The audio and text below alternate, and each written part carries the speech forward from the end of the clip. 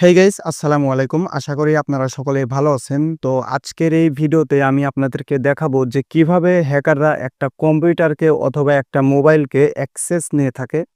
তো এর জন্য এই ফোনটা দিয়ে আমি আপনাদেরকে দেখাবো। তো আমরা জানি যে যারা হ্যাকিং কাজ করে তারা কম্পিউটারের ক্ষেত্রে কালি লিনাক্স ব্যবহার করে এবং যারা মোবাইল ইউজ করে তারা কালি নেটহান্টার ইউজ করে। তো কালি লিনাক্সের মধ্যে অনেকগুলো টুলস থাকে। এর মধ্যে একটা টুলস হচ্ছে মেটাসপ্লয়েট ফ্রেমওয়ার্ক। এই টুলসটার মাধ্যমে হ্যাকাররা মূলত একটা অ্যান্ড্রয়েড ফোনকে অথবা একটা কম্পিউটারকে অ্যাক্সেস নিতে পারে। তো আমি এখন এই ফোনটা দিয়ে দেখাবো বা কিভাবে এই অ্যাক্সেসটা নেওয়া যায়। তো এর জন্য প্রথমে আমি আপনাদেরকে কিছু স্ক্রিনশট দেখাবো। আর পরবর্তীতে আপনারা যদি চান যে এটার কোনো টিউটোরিয়াল ভিডিও লাগবে সেটাও আমি আপনাদেরকে দিয়ে দিতে পারবো। তো এর জন্য প্রথমে আমাদের ফোনের যে স্ক্রিনটা দেখতে পাচ্ছেন এখান থেকে আমাদের ফোনের যে ফাইলস আছে এখানে প্রবেশ করব। এখানে প্রবেশ করার পরে প্রত্যেকটা যে স্ক্রিনশটগুলো আছে সেটা আমি আপনাদেরকে দেখিয়ে দেবো। মূলত আমি আপনাদেরকে দেখাবো যে তার হ্যাকাররা কিভাবে একটা ফোনকে অ্যাক্সেস নেয়। তো এর জন্য আমি আমার যে ইমেজ যে অপশনটা আছে এখানে আসলাম। এখানে আসার পরে আমার যে এখানে অপশনগুলো আছে সেটা আমি আপনাদেরকে দেখিয়ে দিচ্ছি। তো এখান থেকে যদি আমাদের স্ক্রিনের এই অপশনটা অন করি তাহলে আমরা দেখতে পারবো যে এখানে টারমাক্স টার্মিনাল থেকে অথবা মোবাইলের ক্ষেত্রে টারমাক্স টার্মিনাল অথবা কালি নেটহান্টার যে টার্মিনালটা আছে এখান থেকে এই অ্যাটাকটা করা হয়েছে। তো এর জন্য তারা মেটাসপ্লয়েট ফ্রেমওয়ার্কের যে টুলসটা আছে সেটা এখানে দেওয়া হয়েছে। তো হ্যাকাররা মূলত এই বেসিক টুলগুলোই ব্যবহার করে। তাছাড়া অনেক ক্ষেত্রে বিভিন্ন পেলোড আছে, র্যাট আছে বা অনেক কিছু আছে হ্যাকিং কাজে প্রয়োগ করা হয়। তো আমরা যেহেতু এটা দেখাচ্ছি তো এটাই আমরা দেখি। তো এরপরে এখানে যে স্ক্রিনশটটা দেখতে পাচ্ছেন এখান থেকে আমরা যদি একটু জুম করি, জুম করলে এখান থেকে দেখতে পারবেন একটা পেলোড তৈরি করা হয়েছে। পেলোডটা মূলত কি? যে আপনি মনে করেন আপনি যে আ ফোনটা আপনি অ্যাক্সেস করবেন এর জন্য একটা পেলোডের দরকার। অর্থাৎ এই পেলোডটা হ্যাকার তার ভিকটিমের ফোনে অথবা আম তার ভিকটিমের যে কম্পিউটার আছে সেখানে প্রবেশ করিয়ে দেওয়ার মাধ্যমে আ সেই ফোনের বা ডিভাইসের সব তথ্যগুলো নিয়ে আসতে পারবে। এইজন্য একটা পেলোড তৈরি করতে হয়। সেটা এখানে একজন হ্যাকার সেটা তৈরি করে নিছে। এরপর যেটা করে এখান থেকে যে পেলোডটা তৈরি হয় মানে মোবাইলের ক্ষেত্রে আর কম্পিউটারের ক্ষেত্রে কিন্তু আলাদা। তো এখানে যে মোবাইলের পেলোডটা তৈরি করা হয়েছে আমাদের ফোনের স্ক্রিনে দেখতে পাচ্ছেন যে 10 কিলোবাইটের একটা পেলোড ডট এপিকে নামে একটা পেলোড তৈরি হয়েছে বা ভাইরাস তৈরি হয়েছে। এই ভাইরাসটার মাধ্যমে একটা কম্পিউটারকে তারা বা কি একটা মোবাইলকে তারা অ্যাক্সেস করবে একজন হ্যাকার। তো এরপর যে পিকচারটা রয়েছে এখানে এখানে টুলসটা ইনস্টল করার পরে টারমাক্স টার্মিনালে অথবা কালি নেটহান্টার টার্মিনালে অ্যাটাক করার সময় এই কোডিংগুলো বা এই কমান্ডগুলো এখানে দেয়া প্রয়োজন হয় সেটা তারা দিয়ে দিছে। তো এরপর আমাদের এখানে যে মানে এখানে লোকাল হোস্ট আছে, তারপর পোর্ট আছে বা যেগুলো দেওয়া প্রয়োজন তারা এখানে ব্যবহার করেছে। করার পরে তারা কি করেছে? এখান থেকে এখানে দেখবেন যে টিসিপি সার্ভার নামে একটা সার্ভার তৈরি করেছে যেটা হচ্ছে লোকাল হোস্টের। এটা হচ্ছে লোকাল হোস্টেও তারা একটা অ্যান্ড্রয়েড ফোন বা কম্পিউটারকে অ্যাক্সেস নিতে পারে বা পোর্ট ফরওয়ার্ডিং এর মাধ্যমে যেকোনো ফোনকে তারা অ্যাক্সেস নিতে পারে। পোর্ট ফরওয়ার্ডিং এবং লোকাল হোস্টের পার্থক্য আছে সেটা আপনারা চাইলে আমি পরবর্তী ভিডিওতে আমি আপনাদেরকে দেখে দিতে পারবো। তো আমরা এখন পর্যন্ত কি বুঝলাম যে হ্যাকাররা যে ফোনটা অ্যাক্সেস করে এর জন্য একটা পেলোড তৈরি করে। পেলোড তৈরি করার মাধ্যমে তার যে ভিকটিম আছে ওনার আ ওনার ফোনে বা কম্পিউটারে সেটা ইনস্টল করে বা সেটা প্রবেশ করে দেয়। যারা কম্পিউটার অ্যাক্সেস করে তাদের জন্য টেক্সট ফাইল আছে, পিডিএফ আছে, কোনো একটা পিকচার আছে। এই যে ইএক্সি ফাইল আছে এইসব ফাইলের মাধ্যমে কম্পিউটারকে অ্যাক্সেস নেওয়া হয়। আর যেহেতু একটা অ্যান্ড্রয়েড ফোনকে অ্যাক্সেস নেওয়া হয় সেই ক্ষেত্রে একটা এপিকে ফাইল তৈরি করা হয় যেটা এই টার্মিনাল থেকে হ্যাকাররা করে থাকে।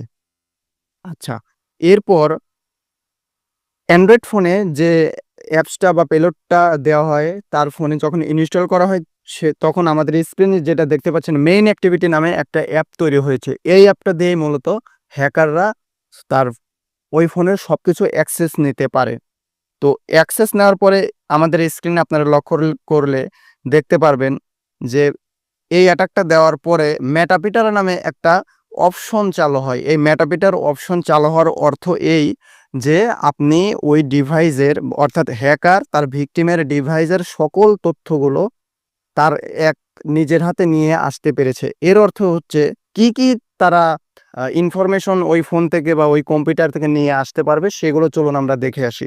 তো এখন যদি আমরা এগুলো দেখে আসি, ওই ফোন রুট আছে কিনা, ওই ফোনে কি অ্যাক্টিভিটি আছে, বা ওই ফোনে কি কল লগ আছে, অর্থাৎ কল লগ বলতে ডায়াল কল হতে পারে, রিসিভড কল হতে পারে, হ্যাঁ, মিস কল হতে পারে, বা কি কল লগ আছে তারা এগুলো দেখতে পারবে।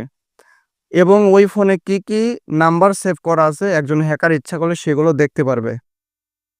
তারপর কি মেসেজ আছে, অর্থাৎ ওই ফোনে কি মেসেজ আছে তারা ওইগুলো দেখতে পারবে। আচ্ছা, কোনো অ্যাপস যদি হ্যাকার যদি আপনার ফোনের কোনো একটা অ্যাপস ইনস্টল করে দিয়ে হাইড করে দিতে পারবে। আচ্ছা, এছাড়া আরও অনেকগুলো অপশন আছে। আপনার নিজের অজান্তেও আপনার ফোনে যে মাইক্রোফোনটা আছে চালু করে আপনার যে ভয়েস বা ওয়েব ক্যাম, যে একটা মাইক্রোফোনের যে রেকর্ডটা আছে আপনার ভিকটিম তার ফোন থেকে হ্যাকারের যে ডিভাইস আছে সেখানে নিয়ে আসতে পারবে। এছাড়াও অসংখ্য ইনফরমেশন আছে যারা হ্যাকাররা এইসব মাধ্যমে তারা ওই ফোনের ওই ডিভাইসের সব তথ্যগুলো নিয়ে আসতে পারে। এখানে আরও অনেক কিছু দেখতে পারবে, যে যেরকম আমি আপনাদেরকে দেখে দিচ্ছি। ওই ভিকটিমের যে ডিভাইসটা আছে ওই ডিভাইসের যে মাইক্রোফোনটা আছে সেটা অ্যাক্সেস নিয়ে রেকর্ড করে নিয়ে আসতে পারবে। তারপর আপনার যে পিকচার আছে বা গ্যালারি আছে বা ভিডিওস আছে ওইগুলো নিয়ে আসতে পারবে। এখানে সবকিছু দেওয়া আছে, যে microphone, webcam chat, webcam list, এখানে সবকিছু, অর্থাৎ ওয়েবক্যাম স্ট্রিম মানে আপনার ফোনের যে স্ক্রিন রেকর্ডার, তারপর আপনার ওয়েবক্যাম অর্থাৎ আপনার যে ক্যামেরা, আপনার লাইভ প্রুফ ক্যামেরা, সেটা তারা দেখতে পারবে। তো এই এতগুলো তথ্য একজন হ্যাকার ইচ্ছা করলে আপনাকে ভিকটিম বানিয়ে তারা নিয়ে নিতে পারে। এখানে আরো অনেক কিছু আমরা দেখতে পাচ্ছি, যেটা আমাদের স্ক্রিনে আপনারা শেয়ার করে দেখতে পাচ্ছেন। তো এখন যদি আমরা সংক্ষেপে বলি যে একজন হ্যাকার একটা ভিকটিমকে যে অ্যাক্সেসগুলো নিয়ে থাকে, যদি ফোনের ক্ষেত্রে যদি আমরা বলি, আপনার ফোনের কি তথ্য আছে, আপনার কি নাম্বার সেভ করা আছে, আপনি কোথায় কল দিচ্ছেন, কখন কল দিচ্ছেন, কি নাম্বার সেভ করছেন, আপনার ফোনে কি মেসেজ আসছে, সেগুলো একজন হ্যাকার এরকম মাধ্যমে সবগুলো দেখে নিতে পারবে।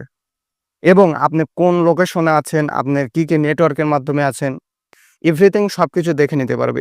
এমনকি আপনাকে লাইভ প্রুফ ভাবে আপনার ক্যামেরা অ্যাক্সেস নিয়েও আপনাকে দেখতে পারবে। বুঝতে পারছেন বিষয়টা? জাস্ট এটাই আমি আপনাদেরকে দেখানোর চেষ্টা করছিলাম, যে একটা পেলোড বা একটা ভাইরাস অথবা একটা টেক্সট ফাইল, একটা পিডিএফ ফাইল বা একটা ভিডিওস, একটা পিকচার, এই যে এইগুলোর মাধ্যমে হ্যাকাররা মূলত আপনার যে ফোনটা আছে বা কম্পিউটারটা আছে তারা অ্যাক্সেস নিয়ে নিতে পারবে।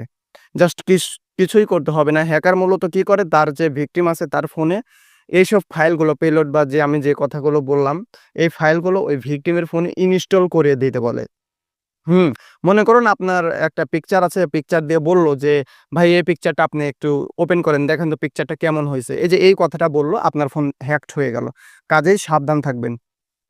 তো যাই হোক, ভিডিওটি আমি আপনাদেরকে সতর্কতার জন্য করেছিলাম, যে আর যারা এই টিউটোরিয়ালটা চাচ্ছেন যে ভাই এটা আমি কিভাবে করব, আপনারা যদি এই বিষয়টা চান, আপনারা যদি রিকোয়েস্ট করেন, আমি এই ভিডিওটা আমি আপনাদেরকে দিয়ে দিতে পারবো, যে আসলে এই টুলসটা কিভাবে কাজ করে। এটা কম্পিউটার দিয়েও আপনারা করতে পারবেন, আপনার মোবাইল দিয়েও করতে পারবেন। এটা যে খুব একটা রুট পারমিশন লাগবে তাও না, যাদের ফোনটা রুট নেই তারাও এই কাজটা করতে পারবেন।